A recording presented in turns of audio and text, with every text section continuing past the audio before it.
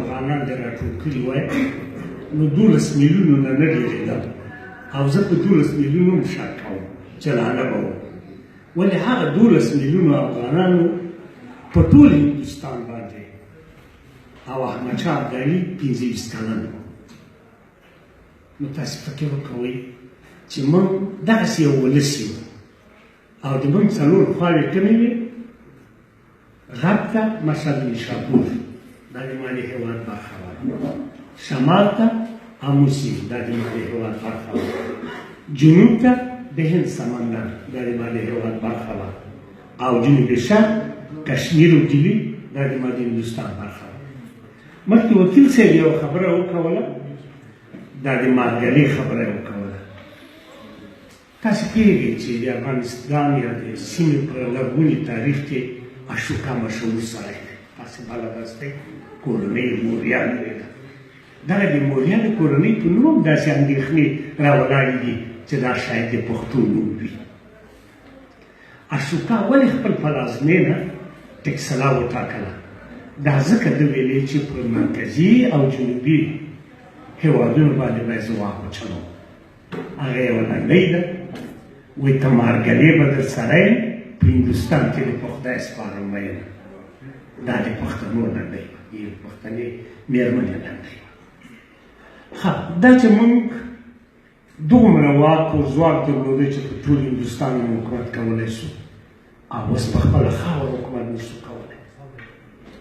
یو شمېر دوستان وایي هغه د ارڅکزي صاحب خبره ده وایي که په هغه پاکستان کې چې د پښتون عزت نه وي په هغه پاکستان کې چې د پښتون درناوی نه وي د هغه ناموس خوندي نه وي د هغه سر ابرو عزت خوندي نه وي داسې پاکستان که سبا ماتېږي خدای دې نن مات کړي نو دا خو د ما لپاره یو درس دی په هغه وطن کې چې د ما ذاتي وطن دی هغه وطن چې زه پکې 15,000 کلن تاریخ لرم او زه پکې پردی یم زه پکې بېګانه یم ولې یم د ډیورنډ کرښه ما نسي بېلولی د ما وینه نسي بېلولی د همدغې سیمې سړی چې اوس پکې د پښتون ژغورنې غورځنګ راولاړ شوی دی تاسې یې پېژنئ ایپي فقیر ایپي فقیر یو مشهوره خبره ده ایپي فقیر به ویلې چې دغه تورخم چې ده په تورخم کې 15 متره او په سپین بولده کې 25 متره دغه د ډیورنډ کرښه ده نور د ډیورنډ کرښه وجود نه لري ولې نه لري د هماغه ډیره نیمه سوې نیمه ډیره مې هاخوا پاتې ده نیمه ډیره مې داخوا ما ډیره نیمه سوې نیمه ډیره مې هاخوا پاتې ده نیمه ډیره مې داخوا پاتې ده یو حجره مې نیمه سوې نیمه حجره مې هاخوا پاتې ده نیمه حجره مې داخوا پاتې ده ورور هلته پاتې ده وراره دلته پاتې ده کاکا زوی دلته پاتې ده ماما زوی هلته پاتې ده دا خو تاریخ هم نه مني خدای هم نه مني رسول هم نه مني هېڅ مکتب هېڅ اسلامیت هم نه مني بېرته هندوستان ته ځم چې ولې موږ په هندوستان باندې حکومت کولی شو په خپله خاوره حکومت نه شو کولی د دې یو لامل ستر لامل دا و چې موږ هغه وخت اتفاق درلود او اوس بې اتفاقي یو تاسو ته زه د اتفاق یو خبره وکړم دا د بهلول لودي دی 8 کاله شهنشاه و د هندوستان ده تره پیروشاه نومېده پیروشاه د مغول چارواکو په ولکه کې پرېوت او دومره پښتانه یې شهیدان کړي وو چې دغه پیروز خان د بهلول لودي د شهنشاه ترې یې کېنوی چې ته اوس ګوره چې دغه سرونه د چا دي نو د هر پښتون ځوان زلمي سر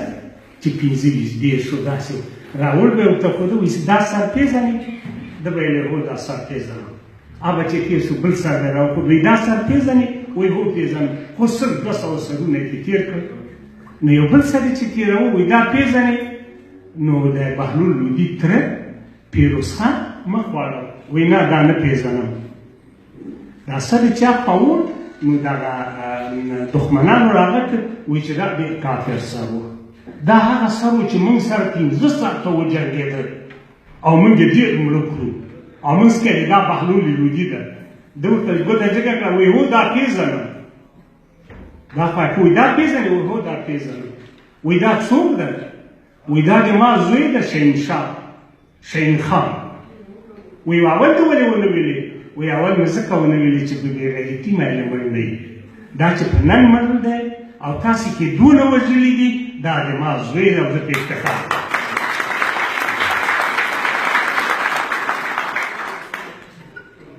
ولې موږ دا دغونه لوی سلطنت ولې له لاسه ورکړه؟ تاسو پوهېږئ چې د جلال الدین اکبر چې کله پاچا کېده دا 12 کلن و او دې د دربار وزیرانو ته وویلې چې زه 12 کلن یم، د پلار داسې لوی حکومت نشم چلولی. نو وزیرانو ورته وویلې چې موږ د تر شا ولاړ یو، موږ دی 12 کلن و او دی د ټول هندوستان هغه شهنشاه دی چې نه بابر و، نه همایون و، نه جهانګیر و، نه شاهجهان و او نه اورنګزیب و، ولې دی و. د مغو وزیرانو په هغه باندې بهلول لودي، سکندر لودي، ابراهیم لودي، شیرشاه سوري، عادلشاه سوري. کله چې دا له منځه ځي نو اسلام شاه نه وروسته دوی پاچا کېږي، د هغه ماما چې عادل نومېده دا ورپسې ورغی، توره یې ښکلې دی. نو خور یې ورته درېدلې چې وروره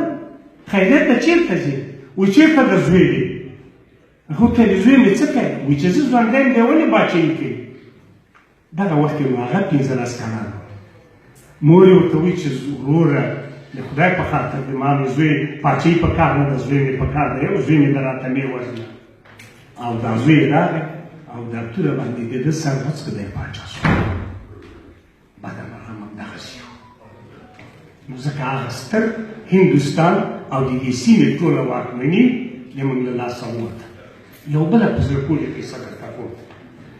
لواڼی قتلو لواڼی یو څوک و، نو د هغه د بنګال پاچا هغه نومېده ده دریاخان نومېده. دې دریاخان خپل تربور سره نازواني وکړه. نو دغه وخت کې هغه تربور یې چې مړ کېده ورته ویلي چې ګوره ته به د مغولو دپاره ما مړ کړې خو مغول تا نه پرېږدي. تصادف بل ځل اکبر پاچا خپل پوځ ولېږه، دی یې ونیو او کله چې دی یې ونیو لاس و پښې ورته تړلې وې، ده ویل یو ګیلاس اوبه راته راکړئ. دغه وخت کې د اکبر پاچا هغه ورته ورغی، دا سرتېری سرباز یا څوک چې په خپل بوټ کې ورته اوبه واچولې ویې وشکه. نو ده ویلې چې افسوس ما ته خو مې تر بله دا خبره کړې وه چې په مغول په دښمن باندې اعتبار نشته، خو اوس راباندې ډېر ناوخته دی. په خپل بوټ کې ورته اوبه ورکړه. یو بله کیسه په هندوستان کې شاهجهان لودي او داسې نور چې د مغولو په وړاندې جنګېدل، د دښمن په وړاندې جنګېدل، د زوی بادرخان نومېده. بادرخان د شاهجهان په دربار کې و. دی په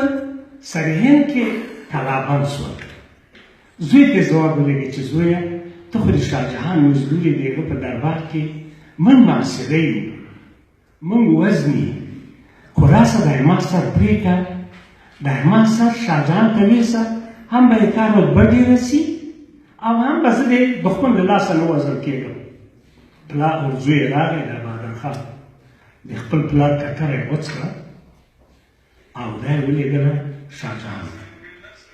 نو مخکې له دې چې د پلار ستنه یې څوک غوڅ کړي، د پلاره چا پوښتنه وکړه چې ولې داسې کار کوې؟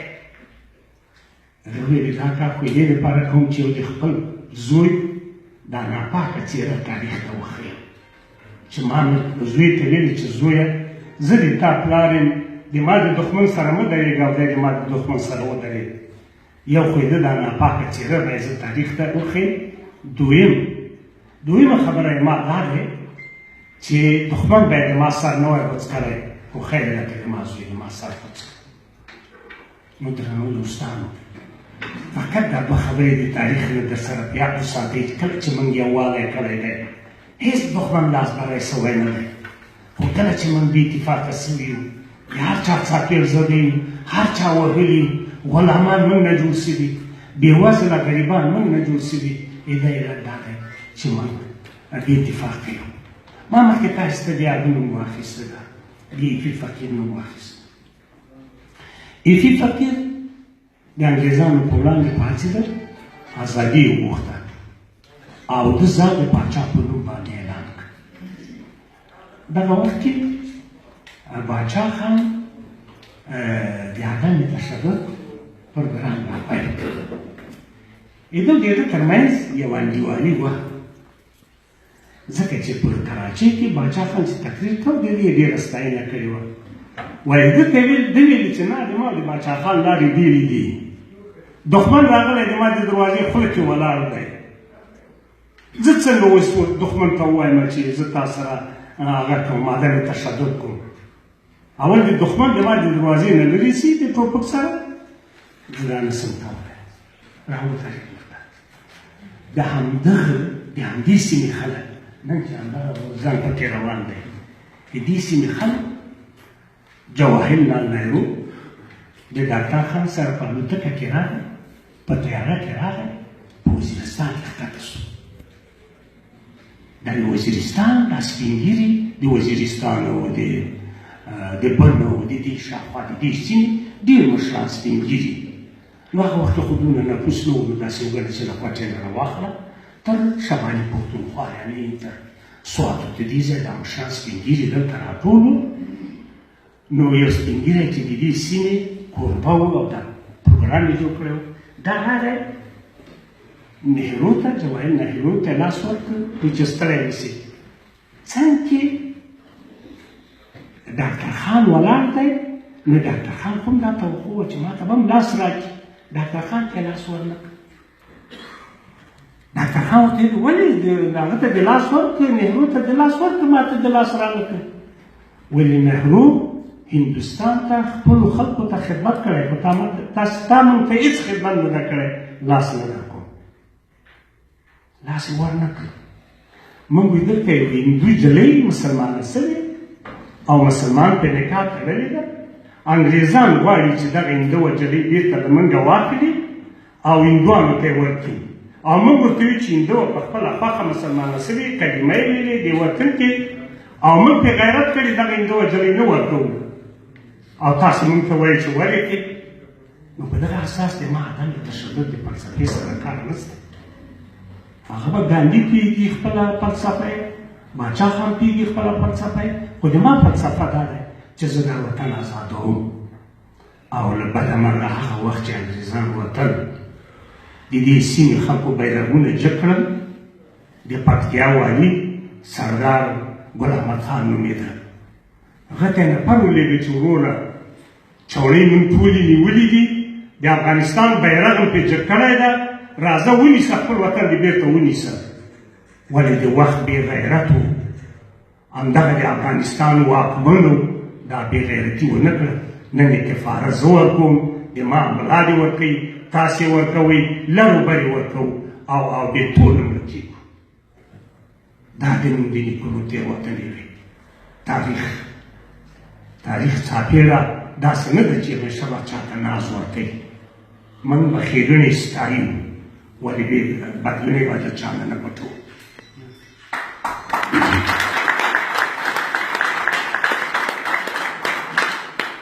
دوستانو که غواړئ چې دغه چانس له لاسه ورنه کړئ او خدای دې وکړي چې دغه چانس د موږ داسې چانس وي چې یې کې د موږ عزت یې کې د موږ بد خوندي خصوصا دغسې ځوانان یا دا ځوانان چې هلته دي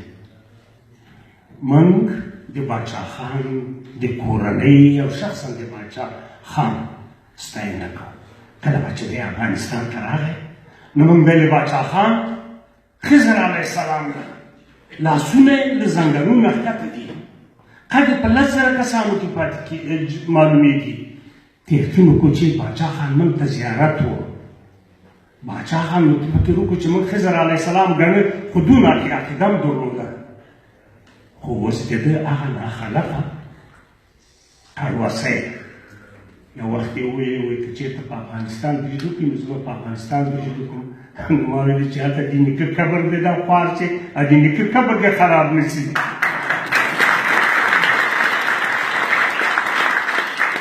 هغه قبر مونږ په ډېر زیار و زحمت جوړ کړی دی.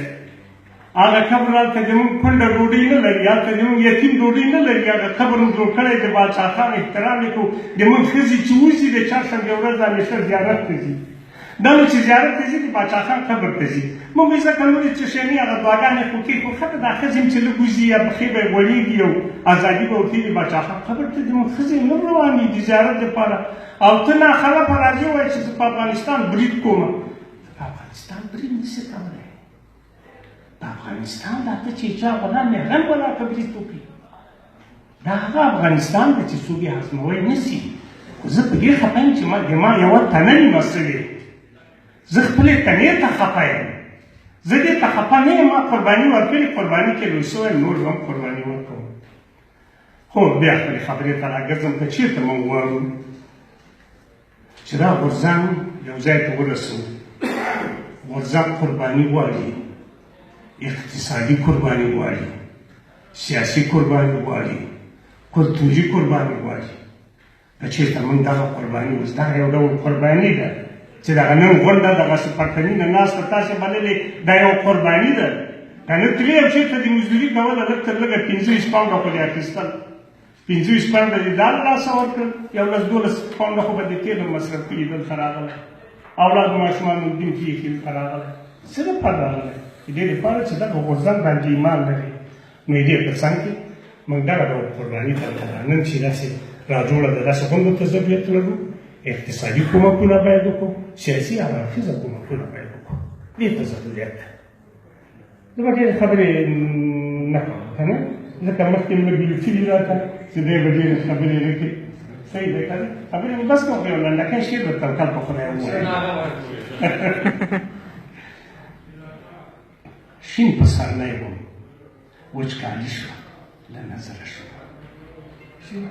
شین پسرلی وم وچکالي شوه له نظره شوه. د زړونو خان ومه چې ولې بې اثره شومه. ما تخیل به نو ستا ښکلی انځور څنګه جوړ کړي، ما تخیل به نو ستا ښکلی انځور څنګه جوړ کړي. پخوا به الوتمه اوس خو بې وزره شومه، پخوا به الوتمه اوس خو بې وزره شومه. څه ښې شېبې وې، څه ښې شېبې وې. د کابل تنده په سوات ماتېده، د کابل تنده په سوات ماتېده. څه ښې شېبې وې د